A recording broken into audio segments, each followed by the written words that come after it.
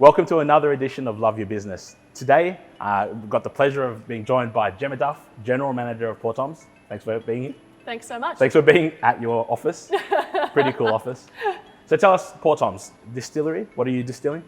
We are a distillery here in Marrickville, in the warehouse metropolis down here. Loads and loads of different kinds of businesses. We're a distiller of gin. So we make Australian gin using fresh apples, lemon myrtle, strawberry, those kind of flavours, as well as a bit of Australian Amaro and also vodka. Can I interject there and be like, how do I pick up those flavours? I must admit to drinking gin here and there. I don't like, how do you go about getting those flavours, and how do you go about going, I'm going to add apple or orange or things like that? Look, I think it's pretty hard for the normal person to kind of distill what is in flavour. But when you do it loads, and we do it almost every day, you start to really be able to pick it up. So most of the team now, when we take a sip, we can talk about like, oh, I can get fresh apple on the nose, but I'm not getting it at the end of my sip. So it takes practice. That's the truth. So drink more. Drink more, And really, most of us know about flavour because we're walking down streets, we're smelling things, we're tasting things all day. So we actually know a lot more than what we think. So you have to trust yourself a little bit more. And half of it is just having the confidence to say, I think this. And then most people are correct. I think we're with your mates, you'd be like, oh, I can smell this. And they'd be like, shut up. Totally. But I think I think I can do it with wine. I can pick up, but then I don't think I've ever tried and really thought about what can I pick up there. But that's pretty cool. So your day-to-day is something that I'm really interested in. I don't think, I mean, you can correct me if I'm wrong, but I don't think it's like mine. We kind of sit out at a computer and just fling emails and meeting invites around all day. So like, what is it? What is it for you? It's definitely a little bit different to a standard kind of day. I've worked in lots of different environments in the past for Diageo and different startups, so I can kind of know that difference quite well. We definitely still log into emails, we log into Xero, we log into all these different products.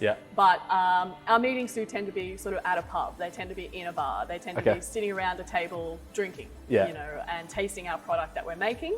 And we have quite a flexible workplace, so we don't believe in like a 9 to 5. We really come and go and think about production and warehousing and created a pretty great place to come to work.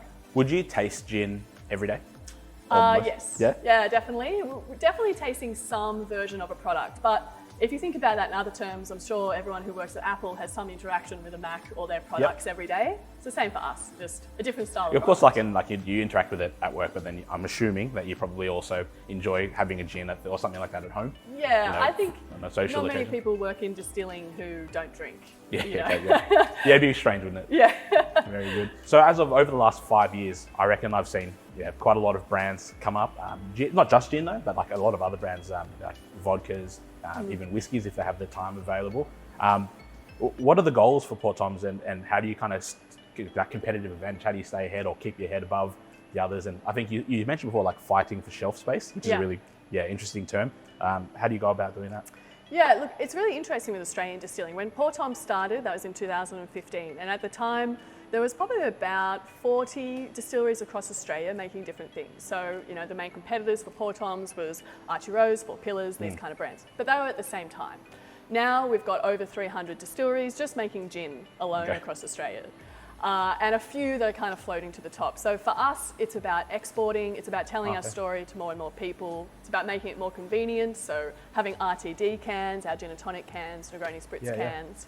And I guess bringing more people into our world. So we have really strong beliefs about how we want the world to be like, and open and friendly, and these ideas. And we just want to bring more and more people kind of along for the ride. And that's what separates us, I think. Well, that leads me to then what you mentioned before. So I was asking what is Poor Tom? So how did the name come about? And it's a cool story. Probably our number one most asked question, I would say.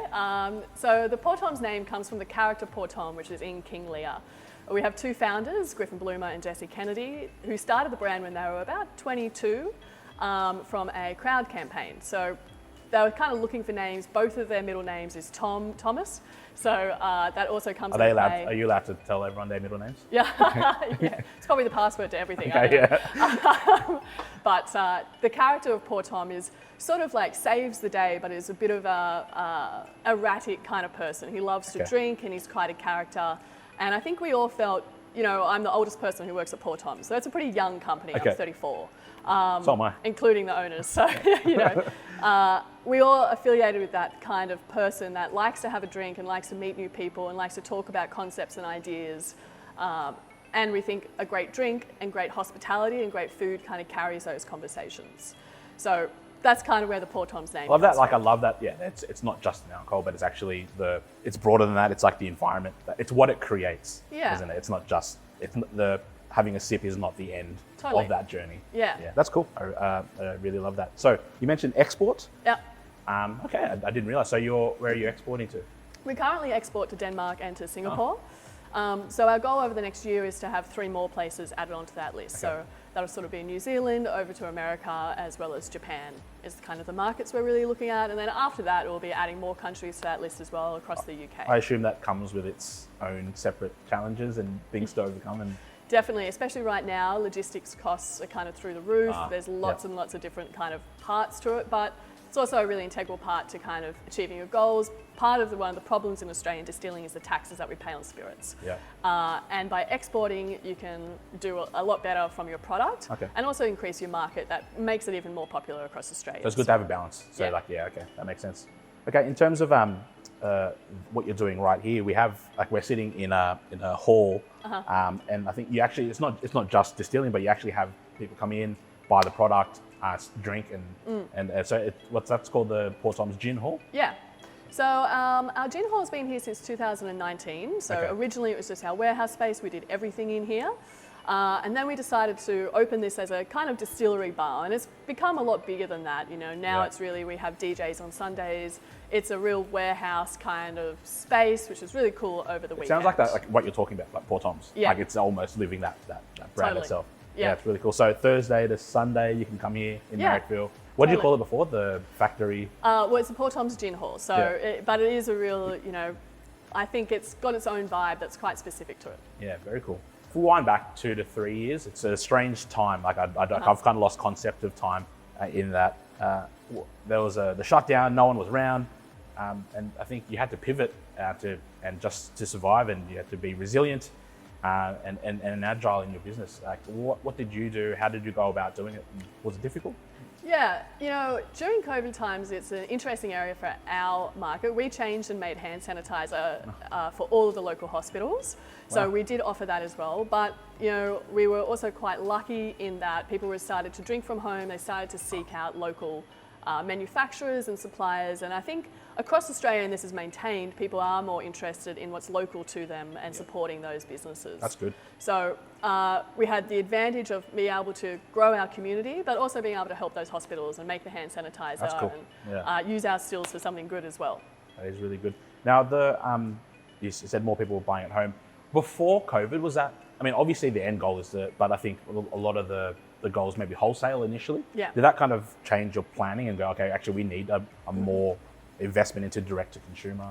For sure. I think that the DTC, as we call it, or direct to consumer, it means that you can bring more people into your purpose and what you're trying to do. So that was something that we really affiliated with, is that the more people that we could communicate with on many different platforms, whether that be social media or email or through our gin hall, and who would buy direct from us, the more we could influence how they thought about our product, how they drank it as well.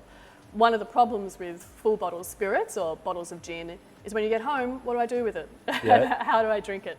So we could able to answer that problem a little bit easier than what maybe you get to when you buy it from Dan Murphy's. Yeah. So in my limited knowledge, I think you don't always have, say, lime. Yeah. It's all lemon. It matters what you put in the botanicals. Is that right? Well, definitely. There's always like the suggested kind of serve. Yeah. And the best way to do it. And then when you worked in a distillery for a long time, you learn that any kind of citrus will do this, or any kind of this will do that. Okay, good. So it would be remiss of me not to ask, my accounts, we're in the business of accounting, and what's your interaction with the numbers in the day-to-day? How frequently are you looking at the reporting, and what kind of data is important to you? Sure. Now, as general manager across Pour Tom's, almost every day, the accounts payable and receivable and what's coming in and out in terms of cash flow is really important to us, as well as understanding how we're sitting against budgets. So that's a really important part of making sure that we're on track for our marketing spend and that our projections of sales are sort of on track. And things are quite seasonal, so they go up and down quite a bit. And I think anyone who's involved in sort of the management of a business is pretty fanatical about those kind of numbers. Yeah, so they should be. Yeah. Would you review it on a like monthly basis at minimum, I assume it, but do you view it Definitely. more regularly? Do you say, would you check it on, say, a weekly basis or something like Yeah, that? for sure. So monthly is a part of our board meetings. It obviously comes into a lot of reporting. But on almost like every couple of days, I would be knowing what the numbers are sort of looking like. And then every week having a bit of a deeper look to make sure we're on track. Yeah, okay. All right, and then to kind of finish off, if let's say I wanted to, I'm Jack of accounting, I'm going to launch my own, I'm going to join the 300 other microbreweries or distilleries in making gin. The number one thing to do and the number one thing not to do. Ooh, that's a really good question. Yeah. Number one thing is to raise capital. Yeah, okay. You know, you really need to make a point of difference and market that very strongly to the market now to get ahead. Number one thing not to do, I think it's just to follow the sort of Pinterest look of brands. You know, really create a point of difference in your brand and don't just sort of go for a generic label or feeling. You got to really pinpoint why you want to do this, what for, and make a bit of a point of difference. And I think you've got that so clear. I think I really love what you said about the brand of Poor Tom's. That's great. So thank you so much. Pleasure. Thanks for having me. That's all right. And if you don't mind, I'm thirsty. Yeah. So if we're good, Let's get you some gin. Thank you so much.